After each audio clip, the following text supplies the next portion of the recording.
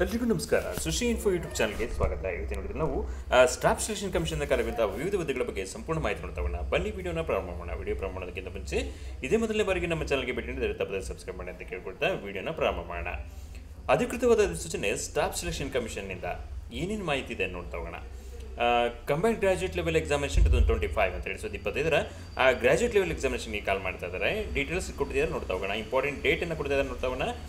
Date for submission of online application 9/6/2025 to 4/7/2025 ಅಂದರೆ 9 June 2025 application ಹಾಕೋದಕ್ಕೆ ಪ್ರಾರಂಭವಾಗಿ 4 ಜುಲೈ 2025 ಕೂಡ ಅಪ್ಲಿಕೇಶನ್ ಹಾಕೋದಕ್ಕೆ ಅವಕಾಶವನ್ನು ಕೊಡ್ತಾ ಇದ್ದಾರೆ. Last date and time for receipt of online application ಅಂತ ಕೊಟ್ಟಿದ್ದಾರೆ. ಅಂದರೆ ಅಪ್ಲಿಕೇಶನ್ ಹಾಕೋದಕ್ಕೆ ಕೊನೆಯ ದಿನಾಂಕ ಮತ್ತು ಸಮಯ 4/7/2025 4/7/2025 ಜುಲೈ 4ಗೆ ರಾತ್ರಿ 11 ಗಂಟೆವರೆಗೂ ಕೂಡ ಅಪ್ಲಿಕೇಶನ್ ಹಾಕೋದಕ್ಕೆ ಅವಕಾಶ ಕೊಡ್ತಾರೆ. ಅದೇ ಥರ last date and time for making online fee payment 5/7/2025 ಅಂದರೆ ಅಪ್ಲಿಕೇಶನ್ ಹಾಕಿದ್ಮೇಲೆ ನೀವು ಆನ್ಲೈನ್ ಪೇಮೆಂಟ್ ಮಾಡೋದಕ್ಕೆ ಸಮಯ ಮತ್ತು ದಿನಾಂಕವನ್ನು ಕೊಡ್ತಾ ಇದ್ದಾರೆ. 5 ಜುಲೈ 2025 5th July 2025 11 o'clock ಇದು ಇಲ್ಲಿವರೆಗೂ ಕೂಡ ಟೈಮನ್ನು ಕೊಡ್ತಾ ಇದ್ದಾರೆ. Date for window for application correction including online payment 9/7/2025 to 11/7/2025 ಅಂದರೆ ಅಪ್ಲಿಕೇಶನ್ ಹಾಕುವಾಗ ಏನಾದರೂ ತಪ್ಪುಗಳನ್ನು ಮಾಡಿದರೆ ಅದಕ್ಕೆ ವಿತ್ ಪೇಮೆಂಟ್ ಅಂದರೆ ಎಲ್ಲ ಕ್ಯಾಟಗರಿ ಕೂಡ ಅದಕ್ಕೆ ಪೇಮೆಂಟ್ ಮಾಡಿ ನೀವು ಕರೆಕ್ಷನ್ ಮಾಡೋದಕ್ಕೆ ಅವಕಾಶ ಕೊಟ್ಟಿದ್ದಾರೆ. 3 ದಿನಗಳ ಕಾಲಾವಕಾಶ 9/7/2025 11 ಜುಲೈ 2025 ಕೂಡ ರಾತ್ರಿ 11 ಗಂಟೆವರೆಗೂ ಕೂಡ ಫೀಸ್ ಪೇಮೆಂಟ್ ಮಾಡಿ ಕರೆಕ್ಷನ್ ಮಾಡೋದಕ್ಕೆ ಅವಕಾಶ ಕೊಡ್ತಾರೆ. ಫೀಸ್ ಎಷ್ಟು ಅಂದರೆ ಮುಂದೆ ನೋಡ್ತಾ ಹೋಗೋಣ. Okay, tentative schedule for tier 1 computer based ಎಕ್ಸಾಮಿನೇಷನ್ದಲ್ಲಿ ಅಂದರೆ ಆನ್ಲೈನ್ ಅಪ್ಲಿಕೇಶನ್ಗೆ ಮೊದಲನೇ ಹಂತದ ಪರೀಕ್ಷೆಗೆ ಒಂದು ಅಂದಾಜು ಡೇಟನ್ನು ಕೊಡ್ತಾ ಇದ್ದಾರೆ. 13 ಆಗಸ್ಟಿಂದ 30 ಆಗಸ್ಟ್ 2025 ಕೂಡ ಮೊದಲನೇ ಹಂತದ ಪರೀಕ್ಷೆ ನಡೆಯುತ್ತೆ. ನೆನಪಿರಲಿ, ಎರಡನೇ ಹಂತದ ಪರೀಕ್ಷೆ ಡಿಸೆಂಬರ್ 2025 ಅಂತೇಳಿ ಕೊಡ್ತಾರೆ. ಡಿಸೆಂಬರ್ 2025ಗೆ ಎರಡನೇ ಹಂತದ ಪರೀಕ್ಷೆ ನಡೆಯುತ್ತೆ. Okay, toll free for helpline number to be called in case of any difficulty in filling of application form ಅಂತೇಳಿ ಅಂದರೆ ಅಪ್ಲಿಕೇಶನ್ ಹಾಕುವಾಗ ಯಾವುದೇ ತೊಂದರೆಗಳು ನಿಮಗೆ ಅನುಭವ ಆದರೆ ಈ ನಂಬರ್ಗೆ ಕಾಲ್ ಮಾಡ್ಬೋದು ಅಂತೇಳಿ ನಂಬರ್ನ ಕೊಡ್ತಾ ಇದ್ದಾರೆ. 1800-309-3063 ಅಂತೇಳಿ 1800-30-93063 ಈ ನಂಬರ್ಗೆ ನೀವು ಕಾಲ್ ಮಾಡಿ ನಿಮ್ಮ ಏನು ಪ್ರಾಬ್ಲಮ್ ಆದರೆ ಅದನ್ನು ಪರಿಹಾರ ಮಾಡ್ಕೋಬೋದು. ಓಕೆ, ಡೀಟೇಲ್ಸ್ನ ನೋಡ್ತಾ ಹೋಗೋಣ.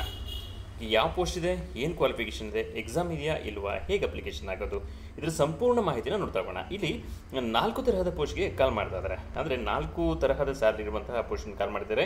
ಪೇ ಲೆವೆಲ್ 7 44,900 to 1,42,400 ಅಂದರೆ 44,900 ರೂಪಾಯಿ ಅಂದರೆ 41,42,400 ರೂಪಾಯಿ ಇರುವಂತಹ ಪೇ ಸ್ಕೇಲ್ಗೆ ಪೋಸ್ಟನ್ನು ಕಾಲ್ ಮಾಡ್ತಾರೆ.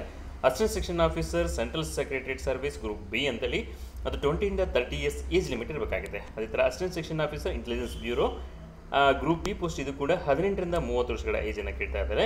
Assistant section officer ministry of railways group B 20 to 30 years age ಅಂತ ಕೇಳ್ತಿದ್ದಾರೆ.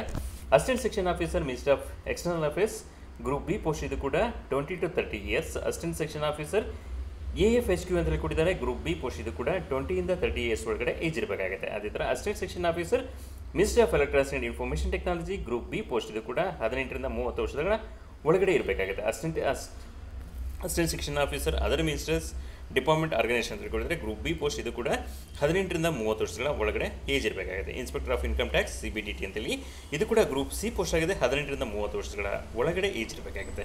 ಇನ್ಸ್ಪೆಕ್ಟರ್ ಸೆಂಟ್ರಲ್ ಎಕ್ಸೈಸ್ ಅಂತ ಕೊಟ್ಟಿದ್ದಾರೆ. CBIC ಗ್ರೂಪ್ ಬಿ ಪೋಸ್ಟ್ 18 ರಿಂದ 30 ವರ್ಷಗಳ ಏಜನ್ನು ಕೇಳ್ತಾ ಇದ್ದಾರೆ.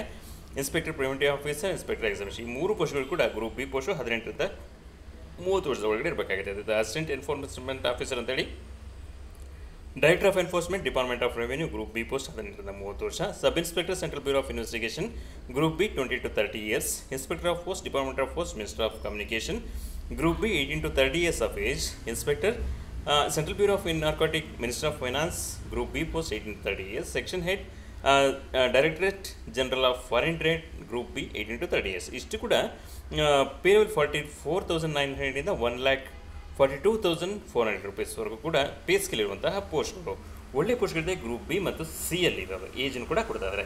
ಅದೇ ಥರ ನೆಕ್ಸ್ಟ್ ಪೋಸ್ಟ್ಗಳಿದೆ ಪೇ ಲೆವೆಲ್ 6 ಅಂತೇಳಿ 35,400 to 1,12,400 ಅಂದರೆ 35,400 ರೂಪಾಯಿಂದ 1,12,400 ರೂಪಾಯಿವರೆಗೂ ಪೇ ಸ್ಕೇಲ್ ಇರುವಂತಹ ಒಂದು ಪೋಸ್ಟ್ಗಳಿವು ಆಯಿತಾ. ಅಸಿಸ್ಟೆಂಟ್ ಸೆಕ್ಷನ್ ಆಫೀಸರ್ ಆಮೇಲೆ other ministry of departments organization ಕೂಡ group B 18 to 30 years. Executive assistant CBIC group B 18 to 30 years. Research assistant national human rights commission group B 18 to 30 years. Division accountant under office under C&AG ಅಂತೇಳಿ control auditor general ಅಂತೇಳಿ group B post 18 to 30 years. Sub inspector national investigation agency NIA ಅಂತೇಳಿ ಕೊಟ್ಟಿದ್ದಾರೆ. ಇದು group B post 18 to 30 years. Sub inspector junior intelligence officers ಅಂತೇಳಿ ಕೊಟ್ಟಿದ್ದಾರೆ.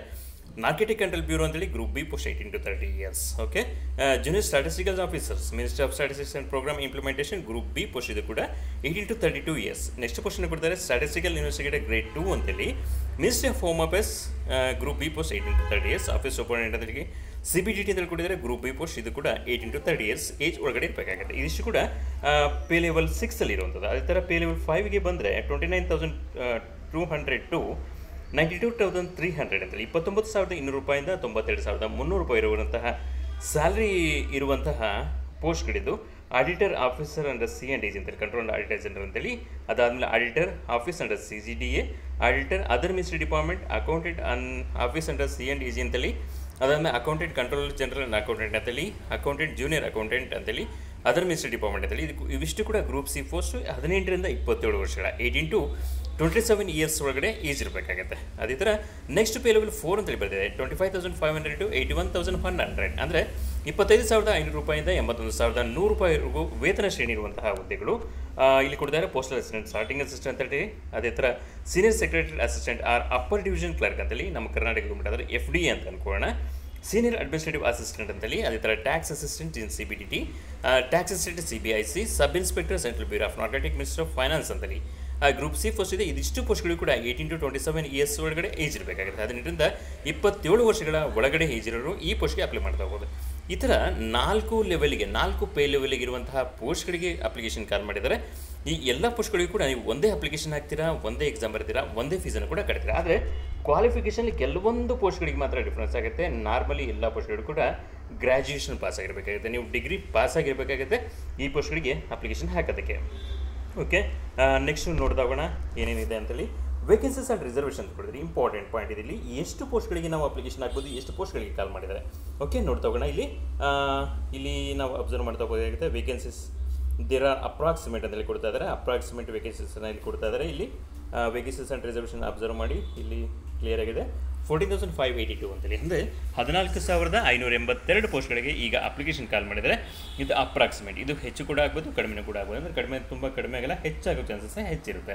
Okay, ಇದನ್ನು ನಾವು ನೋಡಿಕೊಂಡು ಅಪ್ಲಿಕೇಶನ್ ಹಾಕ್ತಾ ಹೋಗಬೇಕಾಗುತ್ತೆ. ಓಕೆ, ಇಲ್ಲಿ ಕೊಡ್ತಾ ಇದ್ದಾರೆ. However final vacancies will be determined to in due course. Updated vacancies if any along with the post wise category wise vacancies will be made available on the website commission ಅಂತೇಳಿ ಕೊಟ್ಟಿದ್ದಾರೆ. ಇಲ್ಲಿ ನೀವು ವೆಬ್ಸೈಟಲ್ಲಿ ಅದನ್ನು check ಮಾಡ್ಕೋಬೋದು. ಅಂದರೆ ಅದು ಸಂಪೂರ್ಣ ವೇಕೆನ್ಸೀಸ್ ಡೀಟೇಲ್ಸನ್ನು ಅಲ್ಲಿ ಕೊಡ್ತಾರೆ, ಅದನ್ನು ನೀವು ಚೆಕ್ ಮಾಡ್ಕೋಬೋದು. ಓಕೆ, ರಿಸರ್ವೇಷನ್ ಇಲ್ಲಿ ಕೊಡ್ತಾ ಇದ್ದಾರೆ. ESMR reserved only for group C ಅಂತೇಳಿ ಇದನ್ನು ಕೂಡ ನೋಡ್ತಾ ಹೋಗ್ಬೋದು. ಎಕ್ಸ್ ಸರ್ವಿಸ್ ಮ್ಯಾನ್ ಅಂತೇಳಿ ಅದು ಏನಿದೆ ನೋಡ್ತಾ ಹೋಗೋಣ. ಓಕೆ, ನ್ಯಾಷನಾಲಿಟಿ ಸಿಟಿಜನ್ ಕೊಡ್ತಾ ಇದ್ದಾರೆ. ಕಾಮನ್ ಆಗಿ ಎಲ್ಲ ಪೋಸ್ಟಿಗಿದ್ದಂಗೆ ನ್ಯಾಷನಾಲಿಟಿ ಸಿಟಿಜನ್ಶಿಪ್ ಹೇಗಿರಬೇಕಾಗುತ್ತೆ ಅದು ಕೂಡ ಕೊಡ್ತಾರೆ. ಸಿಟಿಜನ್ಶಿಪ್ ಆಫ್ ಇಂಡಿಯಾ ಅಂತೇಳಿ ಕೊಡ್ತಾರೆ. ಸಬ್ಜೆಕ್ಟ್ ನೇಪಾಲ್ ಭೂತಾನ್ ಇದಿದೆ, ಅದನ್ನು ಕೂಡ ನೀವು ಅಬ್ಸರ್ವ್ ಮಾಡಿ ಅಪ್ಲಿಕೇಶನ್ ಹಾಕಬೇಕಾಗುತ್ತೆ. ಎಲ್ಲ ಪೋಸ್ಟಿಗಿರಂಗೆ ಇದಕ್ಕೂ ಕೂಡ ಒಂದು ಏನು ನ್ಯಾಷನಾಲಿಟಿನ ಕೊಡ್ತಾ ಇದ್ದಾರೆ. Okay, only mail candidates are eligible for the vacancies if any reported in the border road organisations ಅಂತೇಳಿ. ಅಂದರೆ ಬಾರ್ಡರ್ BRO ಎಲ್ಲಿ ವೇಕೆನ್ಸೀಸ್ ಇದ್ದರೆ ಅದು ಕೆಲವೊಂದು ಪೋಸ್ಟು ಮೇಲ್ಗೆ ರಿಸರ್ವೇಷನ್ ಇದೆ, ಅದು ಕೂಡ ಅಬ್ಸರ್ವ್ ಮಾಡ್ಕೋಬೇಕಾಗುತ್ತೆ. ಇಲ್ಲಿ ಏಜ್ ರಿಲ್ಯಾಕ್ಸೇಷನ್ ಕೆಲವೊಂದು ಕ್ಯಾಟಗರಿಯವರಿಗೆ ಏಜಲ್ಲಿ ರಿಲ್ಯಾಕ್ಸೇಷನ್ ಇರುತ್ತೆ. ಸರ್ಕಾರದ ರೂಲ್ಸ್ ಪ್ರಕಾರ ಆ ಏಜಲ್ಲಿ ರಿಲ್ಯಾಕ್ಸೇಷನ್ ಕೂಡ ಕೊಡ್ತಾರೆ. ಯಾರಿಗೆ ಏಜ್ ರಿಲ್ಯಾಕ್ಸೇಷನ್ ಇದೆ ಅದನ್ನು ಕೂಡ ಅಬ್ಸರ್ವ್ ಮಾಡಿ ಅಪ್ಲಿಕೇಶನ್ ಹಾಕಬೇಕಾಗುತ್ತೆ. ಓಕೆ, SC ST ಅವರಿಗೆ 5 ವರ್ಷಗಳ ರಿಯಾಯಿತಿ ಕೊಡ್ತಾರೆ. OBCಗೆ 3 ವರ್ಷಗಳ ರಿಯಾಯಿತಿ ಕೊಡ್ತಾರೆ. PWD ಅನ್ರಿಸರ್ವ್ಡ್ ಜನರಲ್ ಕ್ಯಾಟಗರಿಯಲ್ಲಿ ನೀವು ವಿಕಲಚೇತನರಾಗಿದ್ದರೆ ಅವರಿಗೆ 10 ವರ್ಷಗಳ ರಿಯಾಯಿತಿ ಇದೆ. ಅದೇ ಥರ PWD OBC ಆದರೆ 13 ವರ್ಷಗಳ ರಿಯಾಯಿತಿ ಇದೆ. PWD SC ST ಆದರೆ 15 ವರ್ಷಗಳ ರಿಯಾಯಿತಿ. ಎಕ್ಸರ್ವಿಸ್ ಮಾಜಿ ಸೈನಿಕರಾದರೆ ಇವರಿಗೆ ಇಲ್ಲಿ 3 years after deductions of military service render from the actually is as 1/8/2025 ಅಂದರೆ 1/8/2025ಗೆ ನಿಮ್ಮ ಏಜಲ್ಲಿ 3 ವರ್ಷಗಳ ರಿಯಾಯಿತಿನ ಕೊಡ್ತಾರೆ. ಅದು ರೂಲ್ಸ್ ಪ್ರಕಾರ ಚೇಂಜಸ್ ಆಗುತ್ತೆ, ಅದನ್ನು ಕೂಡ ಅಲ್ಲಿ ಅಬ್ಸರ್ವ್ ಮಾಡ್ಕೋಬೇಕಾಗುತ್ತೆ. ಓಕೆ, ಡಿಫೆನ್ಸ್ ಪರ್ಸನಲ್ಗೆ ಬೇರೆ ಬೇರೆ ಥರ ಏಜ್ ರಿಲ್ಯಾಕ್ಸೇಷನ್ ಕೂಡ ಕೊಟ್ಟಿದ್ದಾರೆ, ಅದನ್ನು ಕೂಡ ನೋಡ್ಕೋಬೋದು. ಓಕೆ, ಇದೆಲ್ಲದೂ ಕೂಡ ನೋಡಿಕೊಂಡು ಅಪ್ಲಿಕೇಶನ್ ಹಾಕ್ಬೋದಾಗುತ್ತೆ. ಕೆಲವೊಂದು ಸರಿ 40 ವರ್ಷದ ಏಜ್ಗಳಿಗೂ ಕೂಡ ಅಲ್ಲಿ 40 ವರ್ಷದವರೆಗೂ ಕೂಡ ಏಜು ನಿಮಗೆ ಅಪ್ಲಿಕೇಶನ್ ಹಾಕೋದಕ್ಕೆ ಎಲಿಜಿಬಲ್ ಇರುತ್ತೆ, ಅದನ್ನು ಕೂಡ ನೋಡ್ಕೋಬೋದಾಗುತ್ತೆ. ಓಕೆ, ಮಿನಿಮಮ್ 18 ಇಯರ್ಸ್ ಆಗಬೇಕಾಗುತ್ತೆ. ಅದು ನೆನಪಿರಲಿ. Maximum category wise age relaxations ಇರುತ್ತೆ. ಅವೆಲ್ಲದನ್ನು ಕೂಡ ನೋಡಿ ಅಪ್ಲಿಕೇಶನ್ ಹಾಕಬೇಕಾಗುತ್ತೆ. ಓಕೆ, ಈ ಥರ ಒಂದು ಸಂಪೂರ್ಣ ಮಾಹಿತಿನ ಇಲ್ಲಿ ಕೊಡ್ತಾ ಇದ್ದಾರೆ. ಸಂಪೂರ್ಣ ಮಾಹಿತಿಲಿದೆ. ನೀವು ಅಪ್ಲಿಕೇಶನ್ ಹಾಕೋದಕ್ಕಿಂತ ಮುಂಚೆ ಯಾವುದೇ ಅಪ್ಲಿಕೇಶನ್ ಹಾಕೋದಕ್ಕಿಂತ ಮುಂಚೆ ನೀವು ವಿಡಿಯೋ ನೋಡೋದ್ರ ಜೊತೆಗೆ ನೀವು ಇನ್ನೂ ಅಧಿಕೃತವಾದ ವೆಬ್ಸೈಟಿಗೆ ಭೇಟಿ ನೀಡಿ ಅಲ್ಲಿರುವಂತಹ ಒಂದು ಅಧಿಕೃತವಾದ ಅಧಿಸೂಚನೆಯನ್ನು ಡೌನ್ಲೋಡ್ ಮಾಡಿಕೊಂಡು ನೋಡಿ ಅಪ್ಲಿಕೇಶನ್ ಹಾಕೋದು ಒಳ್ಳೆಯದಾಗುತ್ತೆ. ಇದು ಇಂಪಾರ್ಟೆಂಟ್ ಪಾಯಿಂಟ್ ನಿಮ್ಮ ಗಮನದಲ್ಲಿರಲಿ. ಇಲ್ಲಿ ಎಷ್ಟು ಪೋಸ್ಟ್ ಇದ್ದಾವೆ, ಯಾವ ಪೋಸ್ಟಿಗೆ ನೀವು ಎಲಿಜಿಬಲ್ ಇದ್ದೀರಾ, ಏನು ಕ್ವಾಲಿಫಿಕೇಷನ್ ಇದೆ, ಅದನ್ನು ನಾವಿಲ್ಲಿ ನೋಡ್ಕೋಬೇಕು. ಇಲ್ಲೆಲ್ಲ ರಿಸರ್ವೇಷನ್ ಕೊಡಿದೆ. ಇಲ್ಲಿ ಎಸೆನ್ಷಿಯಲ್ ಎಜುಕೇಷನ್ ಕ್ವಾಲಿಫಿಕೇಷನ್ ಕೊಡಿದ್ರೆ ಜೂನಿಯರ್ ಸ್ಟ್ಯಾಟಿಸ್ಟಿಕಲ್ ಆಫೀಸರ್ ಅಂತೇಳಿ. ಅಂದರೆ ನಾರ್ಮಲಿ ನಾವು ಇಲ್ಲಿ ಡಿಗ್ರಿ ಅಂತ ಹೇಳಿದ್ದೀವಿ, ಅದರಲ್ಲಿ ಕೆಲವೊಂದು ಸ್ಪೆಷಲೈಸೇಷನ್ ಇರಬೇಕಾದ್ರೆ ಜೂನಿಯರ್ ಸ್ಟ್ಯಾಟಿಸ್ಟಿಕಲ್ ಆಫೀಸರ್ ಅಂತೇಳಿ. ಇಲ್ಲಿ junior bachelor degree in any subject from a recognised university. ನೀವು ಯಾವುದರ ವಿಷಯದಲ್ಲಿ ಪದವಿನ ಪಾಸ್ ಆಗಬೇಕಾಗುತ್ತೆ, ಅಥವಾ institute with at least 60% marks in mathematics at 12th standard ಅಂತೇಳಿ. ಅಂದರೆ ನೀವು degree BA BSc BCom BBA MBBS BE ಯಾವುದಾದ್ರು ಮಾಡ್ಕೊಂಡಿರಿ, ಆದರೆ ನೀವು 12ನೇ ತರಗತಿಯಲ್ಲಿ PUCಲಿ ಮ್ಯಾಥಮೆಟಿಕ್ಸ್ ಓದಿರಬೇಕಾಗುತ್ತೆ ಅಂತೇಳಿ. ಅದು ಇಂಪಾರ್ಟೆಂಟ್ ಆಗಿದೆ. ನೀವು ಡಿಗ್ರಿಲಿ 60% ಮಾರ್ಕ್ಸ್ ತೆಗೆದು ಪಾಸ್ ಆಗಿರಬೇಕಾಗುತ್ತೆ. ಅಥವಾ bachelor degree in any subject with statistics as one of the subject at degree level ಅಂತೇಳಿ. ಅಕಸ್ಮಾತ್ ನೀವು PUCಲಿ ಮ್ಯಾಥಮೆಟಿಕ್ಸ್ ಓದಿರಲಿಲ್ಲ ಅಂತ ಅಂದ್ಕೊಂಡ್ರೆ ನೀವು ಡಿಗ್ರಿ ಪಾಸ್ ಆಗಿರಬೇಕಾಗುತ್ತೆ. ಡಿಗ್ರಿಯಲ್ಲಿ ಸ್ಟ್ಯಾಟಿಸ್ಟಿಕ್ಸ್ ಅಥವಾ statistics as one of the subject ಆಗಿ ಓದಿರಬೇಕಾಗುತ್ತೆ ಅಂತೇಳಿ. ಇದು ಇಂಪಾರ್ಟೆಂಟ್ ಇದೆ. ಸ್ಟ್ಯಾಟಿಸ್ಟಿಕಲ್ ಇನ್ವೆಸ್ಟಿಗೇಟರ್ ಅಂತೇಳಿ ಕೊಟ್ಟಿದ್ದಾರೆ ಗ್ರೇಡ್ 2 ಅಂತೇಳಿ. Bachelor degree in any subject with statistics as one of the subject from the recognised university or institute. ಅಂದರೆ ಇಲ್ಲಿ ಸ್ಟ್ಯಾಟಿಸ್ಟಿಕಲ್ ಇನ್ವೆಸ್ಟಿಗೇಟರ್ ಪೋಸ್ಟ್ಗೆ ನೀವು ಡಿಗ್ರಿ ಪಾಸ್ ಆಗಿರಬೇಕಾಗುತ್ತೆ. ಅದರಲ್ಲಿ ಸ್ಟ್ಯಾಟಿಸ್ಟಿಕ್ಸ್ ಒಂದು ಸಬ್ಜೆಕ್ಟ್ ಇರಲೇಬೇಕಾಗುತ್ತೆ ಅಂತೇಳಿ ಕೊಟ್ಟಿದ್ದಾರೆ. ಅದು ಕೂಡ ನೆನಪಿರಲಿ. ಆಲ್ ಅದರ್ ಪೋಸ್ಟ್ ಅಂದರೆ ಆ 2 ಪೋಸ್ಟ್ ತರಹದ ಪೋಸ್ಟ್ಗಳನ್ನ ಬಿಟ್ಟು ಉಳಿದ ಪೋಸ್ಟ್ಗಳಿಗೆ bachelor degree from recognised university or equal. The candidate who appeared in the final year exams their graduation can also apply. However, they must possess education qualification as on 1/8/2025. ಅಂದರೆ ನೀವು degree pass ಆಗಿರಬೇಕಾಗುತ್ತೆ. ಅದ್ರ ಜೊತೆಲಿ ಯಾರು degree exam ಬರ್ತಿರೋ ಅದ್ರ ಜೊತೆಲಿ final ರಿಸಲ್ಟ್ಗೆ weight ಮಾಡ್ತಿರೋ ಅವರು ಕೂಡ ಅಪ್ಲಿಕೇಶನ್ ಎಲಿಜಿಬಲ್ ಇದ್ದಾರೆ. ಆದರೆ ಅವರ ರಿಸಲ್ಟ್ 1/8/2025 1 ಆಗಸ್ಟ್ 2025 ನಿಮ್ಮ ರಿಸಲ್ಟ್ ಬಂದಿರಬೇಕಾಗುತ್ತೆ ಅಂತೇಳಿ. ಅದು ಕೂಡ ನೆನಪಿರಲಿ. ಓಕೆ, ಇಲ್ಲೆಲ್ಲದು ಕೂಡ ಇದೆ. ಎನಿ ಡಿಗ್ರಿ ನಿಮ್ಮ ಎಸೆನ್ಷಿಯಲ್ ಎಜುಕೇಷನ್ ಕ್ವಾಲಿಫಿಕೇಷನ್ ಅವೆರಡು ಪೋಸ್ಟ್ಗಳಿಗೆ ಬಿಟ್ಟು ಉಳಿದೆಲ್ಲ ಪೋಸ್ಟ್ಗಳು ಕೂಡ ನೀವು ಡಿಗ್ರಿ ಪಾಸ್ ಆಗಿದ್ರೆ ಆ ಎಲ್ಲ ಪೋಸ್ಟ್ಗಳು ಕೂಡ ಕಾಂಪಿಟೇಷನ್ ಮಾಡ್ಬೋದು. ಓಕೆ, ಹೌ ಟು ಅಪ್ಲೈ ಅಂತೇಳಿದೆ. ಹೀಗೆ ಅಪ್ಲೈ ಮಾಡೋದು ಅಂತೇಳಿ. Application must be submitted only in online mode at the new website of SSC headquarter, that is https:/ssc.gov.in or through My SSC mobile application, which can be downloaded from the Google Play Store. For detailed instruction, please refer Annexes 3rd and 4th of this notification, as well as notice dated 2/6/2025 related to mobile app available on website of the commission ಅಂತೇಳಿ. ಅಂದರೆ ನೀವು ಅಪ್ಲಿಕೇಶನ್ನ website ಮೂಲಕ ಹಾಕ್ಬೋದು, ಅಥವಾ mobile app ಇದೆ ಅದ್ರ ಮೂಲಕ ಹಾಕ್ಬೋದು. ನೀವು ವೆಬ್ಸೈಟಲ್ಲಿ ಹಾಕೋದೇ ಒಳ್ಳೆಯದು ಅನಿಸ್ತದೆ. ವೆಬ್ಸೈಟ್ ವಿಳಾಸವನ್ನು ಕೊಡ್ತಾ ಇದ್ದಾರೆ https://ssc.gov.in. ಈ ವೆಬ್ಸೈಟ್ಗೆ ಭೇಟಿ ಅಲ್ಲಿ ಅಪ್ಲಿಕೇಶನ್ ಹಾಕೋದಾಗೆ, ರಿಜಿಸ್ಟರ್ ಮಾಡ್ಕೊಳ್ಳೋದಾಗೆ, ಒನ್ ಟೈಮ್ ರಿಜಿಸ್ಟ್ರೇಷನ್ ಮಾಡ್ಕೊಂಡು ನೀವು ಅಪ್ಲಿಕೇಶನ್ ಕಂಟಿನ್ಯೂ ಮಾಡೋದಾಗೆ ಆ ಎಲ್ಲ ಮಾಹಿತಿನೂ ಕೂಡ ಅಲ್ಲಿ ಗೊತ್ತಾಗ್ತಾ ಹೋಗುತ್ತೆ. ಇಲ್ಲಿ OTA ಅಂತೇಳಿ ಕೊಟ್ಟಿದ್ದಾರೆ. OTA ಅಂದರೆ ಒನ್ ಟೈಮ್ ರಿಜಿಸ್ಟ್ರೇಷನ್ ಅಂತೇಳಿ, ಅದು ಕೂಡ ನೆನಪಿರಲಿ. ಓಕೆ, ಈಗ ಆಲ್ರೆಡಿ ಸಾಕಷ್ಟು ಜನ ಒನ್ ಟೈಮ್ ರಿಜಿಸ್ಟ್ರೇಷನ್ ಮಾಡ್ಕೊಂಡಿದ್ದೀರಾ. ಆ ಒನ್ ಟೈಮ್ ರಿಜಿಸ್ಟ್ರೇಷನಲ್ಲೇ ನೀವು ಲಾಗಿನ್ ಆಗಿ ಕಂಟಿನ್ಯೂ ಮಾಡಬೇಕಾಗುತ್ತೆ. ಹೊಸದಾಗಿ ಒನ್ ಟೈಮ್ ರಿಜಿಸ್ಟ್ರೇಷನ್ ಮಾಡ್ಕೊಂಡು ಬರಲ್ಲ. ಯಾಕಂದರೆ ನೀವು ಆಲ್ರೆಡಿ ನಿಮ್ಮ ಆಧಾರ್ ಕಾರ್ಡು ಅಥವಾ ನಿಮ್ಮ SLC ಮಾರ್ಕ್ಸ್ ರಿಜಿಸ್ಟರ್ ನಂಬರ್ ಅವೆಲ್ಲವೂ ಕೂಡ ಲಿಂಕ್ ಆಗಿರೋದ್ರಿಂದ ಅಲ್ಲಿ ನೀವು ಒನ್ ಟೈಮ್ ರಿಜಿಸ್ಟ್ರೇಷನ್ ಮೂಲಕ ಲಾಗಿನ್ ಆಗಬೇಕಾಗುತ್ತೆ. ಆಲ್ರೆಡಿ ಲಾಗಿನ್ ಆಗಿ ನೀವು ಇನ್ನು SLC ಲೆವೆಲಿಗೆ PUC ಲೆವೆಲಿಗೆ ಆಲ್ರೆಡಿ ಎಕ್ಸಾಮ್ ಬರೆದಿರ್ತೀರ, ಆಯಿತಾ? ಅದೇ ಲಾಗಿನಲ್ಲಿ ನೀವು ಕಂಟಿನ್ಯೂ ಮಾಡಿ ಅಪ್ಲಿಕೇಶನ್ ಸಬ್ಮಿಟ್ ಮಾಡ್ಬೋದು. ಓಕೆ, ಅದು ಕೂಡ ನೆನಪಿರಲಿ. ಓಕೆ, ನಿಮಗೀಗ ಎಷ್ಟು ಪೋಸ್ಟ್ ಇದೆ ಅಂತೇಳಿ ಗೊತ್ತಾಯಿತು, ಎಷ್ಟು ಅಪ್ಲಿಕೇಶನ್ ಹಾಕೋದು ಆನ್ಲೈನ್ ಮೂಲಕ ಅಂತ ಗೊತ್ತಾಗಿದೆ. Last date and times of submission application that is 4/7/2025 4/7/2025 July 4/2025 application ಹಾಕೋದಕ್ಕೆ ಕೊನೆಯ ದಿನಾಂಕ ರಾತ್ರಿ 11 ಗಂಟೆವರೆಗೂ ಕೂಡ. ಓಕೆ, ನೆಕ್ಸ್ಟ್ ಇಂಪಾರ್ಟೆಂಟ್ ಪಾಯಿಂಟ್ ಇದೆ ಅಪ್ಲಿಕೇಶನ್ ಫೀಸ್ ಎಷ್ಟಿದೆ ಅಂತೇಳಿ. ಓಕೆ, ಫೀಸನ್ನ ಇಲ್ಲಿ ಮಾರ್ಕ್ ಮಾಡೋಣ, ಫೀಸ್ ಎಷ್ಟಿದೆ ಅಂತೇಳಿ. ಓಕೆ, ಅಪ್ಲಿಕೇಶನ್ ಫೀಸ್ ಇಲ್ಲಿ ಕೊಟ್ಟಿದ್ದಾರೆ. ಫೀ ಪೇಬಲ್ ₹100 ಅಂತೇಳಿ, ₹100 ಓನ್ಲಿ ಅಂತೇಳಿ ಕೊಟ್ಟಿದ್ದಾರೆ. ನೀವು ₹100 ಫೀಸನ್ನು ಪಾವತಿ ಮಾಡಬೇಕಾಗುತ್ತೆ. ಕೆಲವರಿಗೆ ಫೀಸಲ್ಲಿ ವಿನಾಯಿತಿಯನ್ನು ಕೊಡ್ತಾ ಇದ್ದಾರೆ. ಯಾರಿಗೆ ವಿನಾಯಿತಿ ಕೊಟ್ಟಿದ್ದಾರೆ? 10.2 ಅಬ್ಸರ್ವ್ ಮಾಡ್ತಾ ಹೋಗಿ. Women candidates and candidate belong to scheduled caste, scheduled tribes, person with benchmark disability and ex servicemen eligible for reservation fee are exempted from payment of fee ಅಂತೇಳಿ. ಓಕೆ, ಇವರು ಅಂದರೆ ಎಲ್ಲ ಕ್ಯಾಟಗರಿಯ ಮಹಿಳಾ ಅಭ್ಯರ್ಥಿಗಳು, ಜೊತೆಗೆ ಪರಿಶಿಷ್ಟ ಜಾತಿ ಮತ್ತು ಪರಿಶಿಷ್ಟ ಪಂಗಡದ ಅಭ್ಯರ್ಥಿಗಳು, ಪರ್ಸನ್ ವಿತ್ ಬೆಂಚ್ಮಾರ್ಕ್ ಡಿಸಬಿಲಿಟಿ ವಿಶೇಷ ಚೇತನ ಅಭ್ಯರ್ಥಿಗಳು, ಅದ್ರ ಜೊತೆಲಿ ಮಾಜಿ ಸೈನಿಕ ಅಭ್ಯರ್ಥಿಗಳು ಫೀಸಿಂದ ಸಂಪೂರ್ಣ ವಿನಾಯಿತಿಯನ್ನು ಕೊಡ್ತಾ ಇದ್ದಾರೆ. ಓಕೆ, ನೆನಪಿರಲಿ. Fee can be paid only through ಭೀಮ್ UPI, net banking or by using Visa, MasterCard, Maestro or RuPay debit card ಅಂತೇಳಿ. ಓಕೆ, ನೀವು ಆನ್ಲೈನ್ ಮೂಲಕ ಮಾತ್ರ ಪೇಮೆಂಟ್ ಮಾಡಬೇಕಾಗುತ್ತೆ. ಬೇರೆ ಯಾವುದು ಮಾರ್ಗ ನೀವು ಬ್ಯಾಂಕಿಗೆ ಹೋಗಿರ್ತೀವಿ, ಚಲನ್ ಕಟ್ತೀವಿ, ಅದು ಯಾವುದು ಕೂಡ ಇಲ್ಲ, ಆಪ್ಷನ್ ಇಲ್ಲ.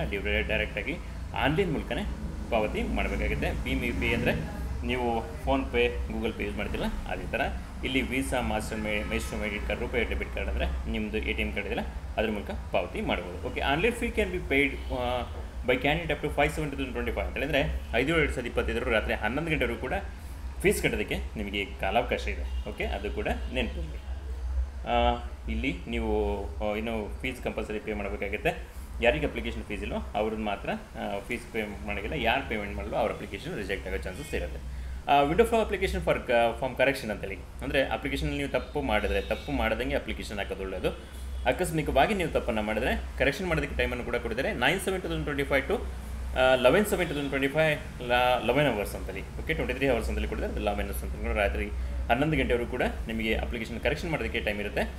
After the closing date of the register of online application, the Commission will provide period of 3 days to enable candidate to correct, modify online application parameters, wherein candidates will allowed to resubmit application after making request corrections or changes in the online application data as per their requirement ಅಂತೇಳಿ. ಅಂದರೆ ಕೆಲವೊಂದು ಡಾಟಾನ change ಮಾಡೋದಕ್ಕೆ ಅವಕಾಶ ಇರುತ್ತೆ. ಆ ಡಾಟಾನ change ಮಾಡಿ ಮತ್ತು resubmit ಮಾಡಬೇಕಾಗುತ್ತೆ. ಈ candidate will allowed to correct resubmit his modified corrected application 2 times during the Windows application form correction ಅಂತ ಹೇಳಿದ್ರೆ 2 ಬಾರಿ ಮಾತ್ರ ನಿಮಗೆ ಅಪ್ಲಿಕೇಶನ್ನ ಕರೆಕ್ಷನ್ ಮಾಡೋದಕ್ಕೆ ಅವಕಾಶ ಇರುತ್ತೆ.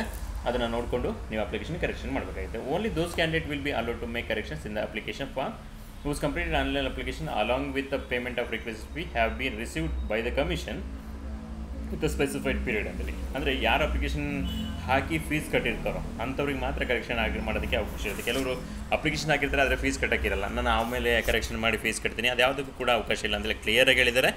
ಅಪ್ಲಿಕೇಶನ್ ಹಾಕಿರಬೇಕು, ಫೀಸ್ ಕಟ್ಟಿರಬೇಕು, ಅಂಥವ್ರಿಗೆ ಮಾತ್ರ ಕರೆಕ್ಷನ್ ಮಾಡೋದಕ್ಕೆ ಅವಕಾಶ ಇದೆ. ಅಂದರೆ ಫೀಸ್ ಇಲ್ಲದವರಿಗೆ ಹಾಗೆ ಕರೆಕ್ಷನ್ ಬರುತ್ತೆ, ಅವ್ರಿಗೆ ತಲೆ ಕೆಡಿಸ್ಕೊಳ್ಳಲ್ಲ. ಓಕೆ, ನೆಕ್ಸ್ಟ್ ಪಾಯಿಂಟನ್ನು ಕೊಡುತ್ತೆ. The commission will be levy a uniform charges ₹200 for making corrections or and resubmit modified corrections application for first time and ₹500 for making correction, resubmit modified corrected application for the second time.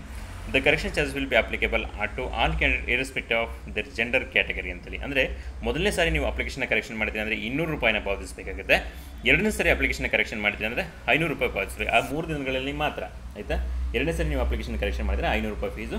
ಇದು ಎಲ್ಲರಿಗೂ fees ಇರುತ್ತೆ. ಇದರಲ್ಲಿ gender category ಯಾವುದು ಕೂಡ ಏನು count ಆಗೋಲ್ಲ. Fees ಎಲ್ಲರೂ ಕಟ್ಟಿ ಏನು ರೀಸಬ್ಮಿಟ್ ಮಾಡಬೇಕಾಗುತ್ತೆ. ಅದಕ್ಕೋಸ್ಕರ ನೀವು ಅಪ್ಲಿಕೇಶನ್ನ ತಪ್ಪು ಮಾಡಿದ್ದೇನೆ ಫಿಲಪ್ ಮಾಡಿ ಕರೆಕ್ಷನ್ ಮಾಡೋದಕ್ಕೆ ಹೋಗೋದು ಬೇಡ. The correction charges will be paid only PMUPay ಅಂತೇಳಿ ಆನ್ಲೈನ್ ಮೂಲಕ ಪಾವತಿ ಮಾಡಬೇಕಾಗುತ್ತೆ. ಇದು ಕೂಡ ನೆನಪಿರಲಿ. ಓಕೆ, ಇದೆಲ್ಲದು ಕೂಡ ಇಂಪಾರ್ಟೆಂಟ್ ಆಗ್ತಾ ಹೋಗುತ್ತೆ. ಸೆಂಟರ್ ಆಫ್ ಎಕ್ಸಾಮಿನೇಷನ್ ಅಂದರೆ ಎಕ್ಸಾಮಿನೇಷನ್ ಸೆಂಟ್ರಲ್ಲಿ ಇದೆ ನೋಡ್ತಾ ಹೋಗೋಣ. ಎಕ್ಸಾಮಿನೇಷನ್ ಸೆಂಟರ್ ದೇಶದ ಎಲ್ಲ ಭಾಗದಲ್ಲೂ ಕೂಡ ಎಕ್ಸಾಮ್ ಇದೆ. ಆದರೆ ನಮಗಿಲ್ಲಿ ಬೇಕಾಗಿರೋದು ಕರ್ನಾಟಕದಲ್ಲಿ ಎಲ್ಲೇ ಎಕ್ಸಾಮ್ ನಡೆಯುತ್ತೆ ಅಂತೇಳಿ. ಓಕೆ, ಕರ್ನಾಟಕ ಕೇರಳ ರೀಸನ್ ಅಂತೇಳಿ ಕೊಟ್ಟಿದ್ದಾರೆ. ಅದು ಕೂಡ ನೋಡ್ತಾ ಹೋಗಿ KKR ಅಂತೇಳಿ ಈ ಭಾಗದಲ್ಲಿ ಅಬ್ಸರ್ವ್ ಮಾಡ್ತಾ ಹೋಗಿ ಎಲ್ಲೆಲ್ಲಿದೆ ಅಂತೇಳಿ. ಓಕೆ, ಕರ್ನಾಟಕದಲ್ಲಿ ಬೆಳಗಾವಿ, ಬೆಂಗಳೂರು, ಹುಬ್ಬಳ್ಳಿ, ಕಲಬುರಗಿ, ಮಂಗಳೂರು, ಮೈಸೂರು, ಶಿವಮೊಗ್ಗ, ಉಡುಪಿ ಇಷ್ಟು ಸೆಂಟರ್ಗಳಲ್ಲಿ ಎಕ್ಸಾಮ್ ನಡೆದಿದೆ ಕರ್ನಾಟಕ ರೀಸನ್. ಅದು ಕೇರಳದ ರೀಸನ್ನಲ್ಲಿ ಎರ್ನಾಕುಲಂ ಕೊಟ್ಟಿದ್ದಾರೆ, ಕೊಲ್ಲಂ, ಕೊಟ್ಟಾಯಂ, ಕೋಝಿಕೋಡ್, ತ್ರಿಶೂರ್, ತಿರುವನಂತಪುರಂ, ಕಣ್ಣೂರು, ಕರಾವತಿ ಅಂತೇಳಿ. ಓಕೆ, ಇಷ್ಟು ಸೆಂಟರ್ ಇದೆ ಕರ್ನಾಟಕದಲ್ಲಿ. ಮತ್ತೊಂದು ಸೆಂಟರ್ ತಗೋಣ. ಬೆಳಗಾವಿ, ಬೆಂಗಳೂರು, ಹುಬ್ಬಳ್ಳಿ, ಗುಲ್ಬರ್ಗ, ಮಂಗಳೂರು, ಮೈಸೂರು, ಶಿವಮೊಗ್ಗ, ಉಡುಪಿ ಇಷ್ಟು ಸೆಂಟ್ರಲ್ಲಿ ಎಕ್ಸಾಮ್ ನಡೆಯುತ್ತೆ. ನಿಮ್ಮಿಷ್ಟದ ಸೆಂಟ್ರನ್ನ ನೀವು ಆಯ್ಕೆ ಮಾಡ್ಕೋಬೋದಾಗುತ್ತೆ. ಓಕೆ, ಇಷ್ಟು ನಮಗೆ ಎಕ್ಸಾಮ್ ಸೆಂಟರ್ಸ್ ಎಲ್ಲೆಲ್ಲಿದೆ ಅಂತೇಳಿ ಗೊತ್ತಾಗ್ತಾ ಹೋಗುತ್ತೆ. Okay, scheme of the examination ಕೊಟ್ಟಿದೆ. The computer based examination will be conducted in the 2 tier indicated as follows. ಅಂದರೆ ಟೈರ್ 1, ಟೈರ್ 2 ಅಂತೇಳಿ 2 ಹಂತದಲ್ಲಿ ಎಕ್ಸಾಮ್ ನಡೆಯುತ್ತೆ. ಅದು ಕೂಡ ಇಲ್ಲಿ ನೋಡ್ತಾ ಹೋಗೋದಾಗುತ್ತೆ. ಮೊದಲನೇ ಹಂತದ ಪರೀಕ್ಷೆ ನಾವು ಆಗಸ್ಟ್ ತಿಂಗಳಲ್ಲಿ ನಡೆಯುತ್ತೆ ಅಂತೇಳಿ ಕೊಟ್ಟಿದ್ದಾರೆ. ಎರಡನೇ ಹಂತದ ಪರೀಕ್ಷೆ ಡಿಸೆಂಬರ್ ತಿಂಗಳಲ್ಲಿ ನಡೆಯುತ್ತೆ ಅಂತೇಳಿ ಕೂಡ ಕೊಡ್ತಾ ಇದ್ದಾರೆ. ಓಕೆ, ಇಲ್ಲಿ ನೋಡ್ತಾ ಹೋಗುತ್ತೆ ಎಕ್ಸಾಮ್ ಹೇಗೆ ನಡೆಯುತ್ತೆ ಅಂತೇಳಿ. ಸ್ಕೀಮನ್ನು ಕೊಟ್ಟಿದ್ದಾರೆ. ಟೈರ್ 1ಗೆ ಮೊದಲನೇ ಹಂತದ ಪರೀಕ್ಷೆ ಜನರಲ್ ಇಂಟೆಲಿಜೆನ್ಸ್ ಆ್ಯಂಡ್ ರೀಸನಿಂಗ್ ಅಂತೇಳಿ 25 ಪ್ರಶ್ನೆಗಳಿರುತ್ತೆ, 50 ಅಂಕಗಳು. ಜನರಲ್ ಅವೇರ್ನೆಸ್ 25 ಪ್ರಶ್ನೆಗಳಿರುತ್ತೆ, 50 ಅಂಕಗಳು. ಕ್ವಾಂಟಿಟೇಟಿವ್ ಆಪ್ಟಿಟ್ಯೂಡ್ ಇರುತ್ತೆ, 25 ಅಂಕಗಳು. 25 ಪ್ರಶ್ನೆಗಳು, 50 ಅಂಕಗಳು. ಇಂಗ್ಲೀಷ್ ಕಾಂಪ್ರಿಹೆನ್ಷನ್ ಕೂಡ ಕೊಟ್ಟಿದ್ದಾರೆ, 25 ಪ್ರಶ್ನೆಗಳು, 50 ಅಂಕಗಳು. 1 ಅವರ್ ಟೈಮ್ ಇರುತ್ತೆ, 1 hour 20 minutes for candidate for scribe as per 7.1, 7.2, 7.3 ಅಂತೇಳಿ. ಅಂದರೆ 1 ಅವರ್ ಟೈಮಿಂಗ್ಸನ್ನು ಕೊಡ್ತಾರೆ. ಆದರೆ ಯಾರು ವಿಶೇಷ ಚೇತನರಿದ್ದಾರೋ ಅವ್ರು ಸ್ಕ್ರೈಬ್ ಬಳಸ್ಕೊಂಡು ಎಕ್ಸಾಮ್ನ ಅಟೆಂಡ್ ಮಾಡ್ತಾರೆ ಅಂದರೆ ಅವರಿಗೆ 1 ಗಂಟೆ 20 ನಿಮಿಷಗಳ ಕಾಲಾವಕಾಶ ಇರುತ್ತೆ. ಅದನ್ನು ಕೂಡ ಅಬ್ಸರ್ವ್ ಮಾಡ್ತಾ ಹೋಗಬೇಕಾಗುತ್ತೆ. ಸ್ಕೀಮ್ ಆಫ್ ಟೈರ್ 2 ಅಂತೇಳಿ ಕೊಟ್ಟಿದ್ದಾರೆ. ಟೈರ್ 2 ಅಲ್ಲಿ section 1 mathematics and ability, reasoning and general intelligence ಅಂತೇಳಿ ಇದು 2 hours 5 minutes ಪೇಪರ್ 1 ಅಂತೇಳಿ ಕೊಟ್ಟಿದ್ದಾರೆ. ಇದೆಲ್ಲ ಫುಲ್ ಡೀಟೇಲ್ ಇದೆ. ಇನ್ನೊಂದು ಅಂಶ ಅಂದರೆ ಯಾರು ಫಸ್ಟು ಸ್ಟೇಜಲ್ಲಿ ಎಲಿಜಿಬಲ್ ಆಗ್ತಾರೋ ಅವ್ರು ಮಾತ್ರ ಸೆಕೆಂಡ್ ಸ್ಟೇಜಿಗೆ ಬರ್ತೀರಾ, ಅದು ಕೂಡ ಇಲ್ಲಿ ನೆನಪಿರಲಿ. ಓಕೆ, ಇಲ್ಲಿ ಫುಲ್ ಡೀಟೇಲಾಗಿ ನಿಮಗೆ ಸಿಲೆಬಸ್ನ ಎಕ್ಸ್ಪ್ಲೇನ್ ಮಾಡ್ತಾ ಹೋಗ್ತಾರೆ. ಅದನ್ನು ಕೂಡ ಇಲ್ಲಿ ನೋಡ್ತಾ ಹೋಗ್ಬೋದಾಗುತ್ತೆ. ಸಾಧ್ಯವಾದರೆ ನಮ್ಮ ಮುಂದಿನ ನೋಡಿದಲ್ಲಿ ಸಿಲೆಬಸ್ ಬಗ್ಗೆ ತುಂಬ ಒಂದು ಡೀಟೇಲಾಗಿ ಡಿಸ್ಕಷನ್ನ ಮಾಡ್ತಾ ಹೋಗೋದಾಗುತ್ತೆ. ನೋಡ್ತಾ ಹೋಗೋಣ. ಈಗ ಇದು ನೋಟಿಫಿಕೇಷನ್ 113 ಪುಟಗಳ ಒಂದು ನೋಟಿಫಿಕೇಷನ್ ಇರುತ್ತೆ. ಇಲ್ಲಿ ಅದನ್ನು ಡಿಸ್ಕಸ್ ಮಾಡೋಕ್ಕಾಗಲ್ಲ. ನೆಕ್ಸ್ಟ್ ವಿಡಿಯೋದಲ್ಲಿ ಅದನ್ನು ನೋಡ್ತಾ ಹೋಗೋದಾಗುತ್ತೆ. ಓಕೆ, ಇಂಡಿಕೇಟಿವ್ ಸಿಲೆಬಸ್ ಟೈಪ್ 2 ಅಂತೇಳಿ ಕೊಟ್ಟಿದ್ದಾರೆ. ಇದನ್ನು ಕೂಡ ನೋಡ್ತಾ ಹೋಗೋದಾಗುತ್ತೆ. ಓಕೆ, ಹೀಗೆ ಮುಂದಕ್ಕಾದರೆ ಸಂಪೂರ್ಣ ಮಾಹಿತಿ ಈ ವಿಡಿಯೋದಲ್ಲಿ. ಪ್ರತಿ ವರ್ಷವೂ ಕಾಲಾಗುವಂಥ ಒಂದು ಒಳ್ಳೆ ಪೋಸ್ಟ್ ಇದಾಗಿದೆ. ನೀವು ಪ್ರತಿ ವರ್ಷವೂ ಕೂಡ ಇದಕ್ಕೆ ಟ್ರೈ ಮಾಡ್ತಾ ಹೋದರೆ ಒಂದಲ್ಲ ಒಂದು ದಿವಸದಲ್ಲಿ ಸಕ್ಸಸ್ ಆಗ್ಬೋದು. ಒಳ್ಳೆ ಪೋಸ್ಟ್ಗಳಿದೆ. ಈಗ ಗ್ರೂಪ್ ಬಿ ಪೋಸ್ಟ್ ಇದೆ, ಗ್ರೂಪ್ ಸಿ, ಇದರಲ್ಲಿ ಒಳ್ಳೊಳ್ಳೆ ಸ್ಯಾಲ್ರಿ ಇರುವಂಥ ಪೋಸ್ಟ್ಗಳಿದೆ. ನೀವು ಡಿಗ್ರಿ ಯಾವುದಾದ್ರು ಒಂದು ಡಿಗ್ರಿ ಪಾಸ್ ಆಗಿರಿ, ನೀವು ಕೂತ್ಕೊಂಡು ಎಕ್ಸಾಮಿಗೆ ಓದಿದ್ರೆ ಒಂದು ಒಳ್ಳೆ ಒಂದು ಪ್ರೊಫೆಷನಿಗೆ ನೀವು ಹೋಗೋ ಸಾಧ್ಯತೆ ಇರುತ್ತೆ. ಓಕೆ, ಆದಷ್ಟು ಬೇಗ ನೀವು ಅಪ್ಲಿಕೇಶನ್ ಹಾಕಿ. ಇಲ್ಲಿ ಕೊನೆಯ ದಿನಾಂಕದವರೆಗೂ ಕಾಯ್ದೇನೆ. ಇಲ್ಲಿ ನೋಟಿಫಿಕೇಷನ್ ಒಂದು ಕಡೆ ಹೇಳ್ತಾ ಹೋಗ್ತಾರೆ. ಇಲ್ಲಿ ಮುಂದೆ ಹೋಗ್ತಾ ಹೋದಂಗೆ ನಿಮಗೆ ಯಾವ ಫಾರ್ಮ್ಯಾಟ್ ಇರಬೇಕಾಗುತ್ತೆ. ನೀವು ಕ್ಯಾಟಗರಿನ ಕ್ಲೈಮ್ ಮಾಡ್ಕೊಳ್ತೀರಾ ಅಂತ ಅಂದ್ಕೊಂಡ್ರೆ, ಅಂದರೆ ನೀವು ಜನರಲ್ ಕ್ಯಾಟಗರಿನ ಬಿಟ್ಟು ನೀವು OBC ಕ್ಯಾಟಗರಿ ಅಥವಾ SC category, ST, PWD, ex service man ಇವೆಲ್ಲ ಕ್ಯಾಟಗರಿನ ಕ್ಲೈಮ್ ಮಾಡ್ಕೊಳ್ತೀರಾ ಅಂದರೆ ಯಾವ ಥರ ಫಾರ್ಮ್ಯಾಟ್ ಇರಬೇಕಾಗುತ್ತೆ ಅದು ಕೂಡ ಈ ವಿಡಿಯೋದಲ್ಲಿ ಅಂದರೆ ಈ ನೋಟಿಫಿಕೇಷನಲ್ಲಿ ಇರುತ್ತೆ. ಆ ನೋಟಿಫಿಕೇಷನ್ ನೋಡಿಕೊಂಡು ನೀವು ಅಪ್ಲಿಕೇಶನ್ ಫಾರ್ಮ್ಯಾಟಲ್ಲಿ ನೀವು ರಿಸರ್ವೇಷನ್ ಸರ್ಟಿಫಿಕೇಟ್ನ ಮಾಡಿಸ್ಕೊಂಡು ಅಪ್ಲಿಕೇಶನ್ ಹಾಕೋದು ಒಳ್ಳೆಯದಾಗುತ್ತೆ. ಯಾಕಂದರೆ ನೀವು ಅಪ್ಲಿಕೇಶನ್ ಹಾಕೋದಕ್ಕೆ ಕೊನೆಯ ದಿನಾಂಕ ಇರುತ್ತಲ್ಲ, ಆ ಕೊನೆಯ ದಿನಾಂಕದವರೆಗೆ ಒಳಗಡೆಯಾಗಿ ನಿಮ್ಮ ಎಲ್ಲ ಡಾಕ್ಯುಮೆಂಟ್ಸ್ ನಿಮ್ಮ ಕೈಲಿ ಇರಬೇಕಾಗುತ್ತೆ. ಓಕೆ, ಅಲ್ಲಿ ಒಂದು ಎಕ್ಸೆಪ್ಷನ್ ಕೊಡ್ತಾರೆ. ನಿಮ್ಮದು ಫೈನಲ್ ಇಯರ್ ಡಿಗ್ರಿಲಿದ್ದರೆ ಅದಕ್ಕೆ ನೀವು ಆಗಸ್ಟ್ವರೆಗೂ ಟೈಮ್ ಇರುತ್ತೆ, ಅದಕ್ಕೇನು ಪ್ರಾಬ್ಲಮ್ ಇಲ್ಲ. ಬೇರೆ ಡಾಕ್ಯುಮೆಂಟ್ಸ್ ಎಲ್ಲದೂ ಕೂಡ ನಿಮ್ಮ ಕೈಯಲ್ಲಿ ರೆಡಿ ಇರಬೇಕಾಗುತ್ತೆ. ಅಂದರೆ ಅಪ್ಲಿಕೇಶನ್ ಕೊನೆಯ ದಿನಾಂಕ ಇದೆಯಲ್ಲ, ಆ ದಿನಾಂಕದ ಒಳಗಾಗಿ ನಿಮ್ಮ ಎಲ್ಲ ಸರ್ಟಿಫಿಕೇಟ್ ಕೂಡ ನಿಮ್ಮ ಕೈಯಲ್ಲಿರಬೇಕಾಗುತ್ತೆ. ಓಕೆ, ಡಿಗ್ರಿ ಪಾಸ್ ಆಗಿರೋ ಕಾಲಗಳಂತ ಒಂದು ಒಳ್ಳೆ ಪೋಸ್ಟ್ ಇದಾಗಿದೆ. ಕೊನೆಯ ದಿನಾಂಕದವರೆಗೂ ಕಾಯ್ದೇ ಆದಷ್ಟು ಬೇಗ ಅಪ್ಲಿಕೇಶನ್ ಹಾಕಿ. ಯಾಕೆಂದರೆ ಇದು ಆಲ್ ಇಂಡಿಯಾ ಲೆವೆಲ್ ಎಕ್ಸಾಮಿನೇಷನ್ ಆಗಿರೋದ್ರಿಂದ ಇಡೀ ಭಾರತದಾದ್ಯಂತ ಎಲ್ಲರೂ ಕೂಡ ಅಪ್ಲಿಕೇಶನ್ ಹಾಕಿರ್ತಾರೆ. ಸರ್ವರ್ ತುಂಬಾ ಬ್ಯುಸಿ ಆಗ್ತಾ ಇರುತ್ತೆ. ಆದಷ್ಟು ಬೇಗ ಅಪ್ಲಿಕೇಶನ್ ಹಾಕಿ ಎಕ್ಸಾಮಿಗೆ ಓದಿ ಒಂದು ಒಳ್ಳೆ ಪೋಸ್ಟ್ ನಿಮ್ಮದಾಗಲಿ ಅಂತ ಆಶಿಸ್ತಾ ಎಲ್ರಿಗೂ ಕೂಡ ಆಲ್ ದ ಬೆಸ್ಟ್.